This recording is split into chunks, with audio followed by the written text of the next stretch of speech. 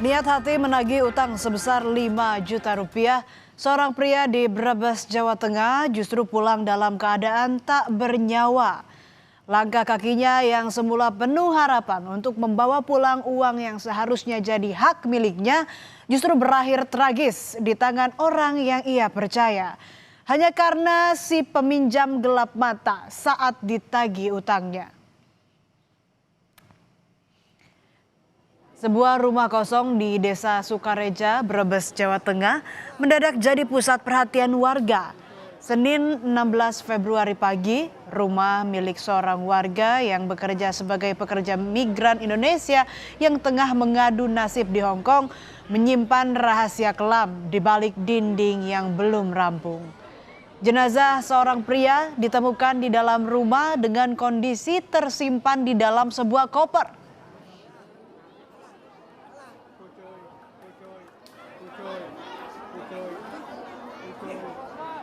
Jenazah di dalam koper ini pertama kali ditemukan oleh saudara pemilik rumah pada Senin 16 Februari pagi.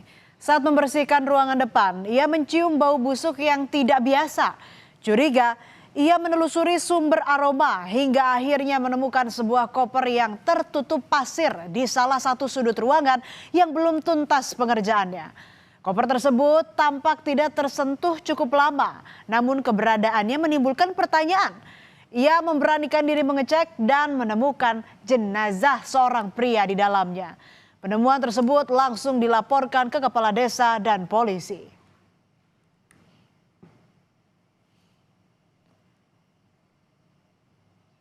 Saudara korban merupakan seorang pria warga desa Pende, Banjarharjo, Jawa Tengah. Menurut keluarga, korban sempat berpamitan pergi ke Desa Sukareja untuk menemui seorang bernama Rokib pada Minggu malam.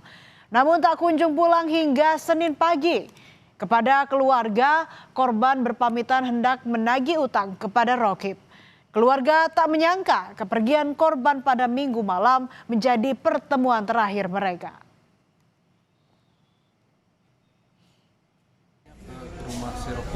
Ke rumah Rokib, rumah yang ditemukan jenazah mayat ini ya. Dia juga punya utang sih, Pak. Siapanya?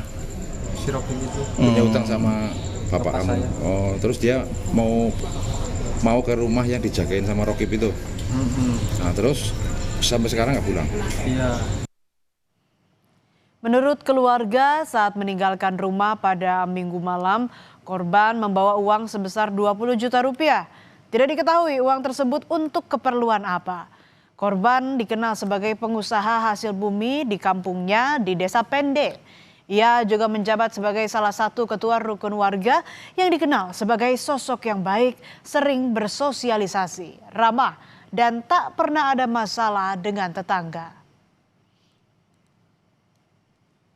Bawa uang 20 juta sama HP. Mau dibawa kemana? Mau ke tempat rumahnya Rokib. Rokib itu siapa? Rokib itu yang nonggoli rumah yang itu. Yang belum jadi itu. Iya. Nah, terus setelah sampai sekarang belum pulang. Belum pulang. Terakhir dia kelihatan kapan? Saya terakhir lihat dia kelihatan itu habis maghrib dah di rumah. Pas mau bawa uang itu. Ya. Inilah Rokib, pelaku pembunuhan disertai mutilasi terhadap Sapri yang jenazahnya ditemukan dalam koper di Desa Sukareja, Brebes, Jawa Tengah. Kurang dari 24 jam setelah penemuan jenazah, pelaku akhirnya ditangkap tim Resmob Satreskrim Polres Brebes saat bersembunyi di rumah istrinya di Majalengka, Jawa Barat. Rokib diketahui bekerja di rumah kosong yang masih dalam tahap dibangun. Ia tinggal di rumah tersebut selama 20 hari hingga akhirnya kabur ke rumah istrinya di Majalengka, Jawa Barat.